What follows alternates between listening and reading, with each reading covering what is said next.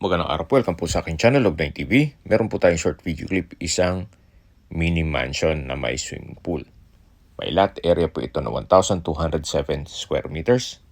Ito po'y titulado, kaya wala po kayong maging problema sa documentation o sa transfer ng title. Ito pong bahay ay meron pong 7 bedrooms with toilet and bath, may powder room, prayer room, swimming pool, pavilion, at ang covered car garage ay kakasya po ang 8 sasakyan. At meron po itong automatic roll-up door. Ito po yung hallway na papunta sa mga kwarto at sa dulo po yung living area o salas at yung formal kitchen. Then ito pong flooring ay marble at lahat pong pintuan ay solid wood nara. Binebenta po ito ni owner sa halagang 20 million pesos. Kung may mga katanungan po kayo, tawag lang po kayo sa aking numero.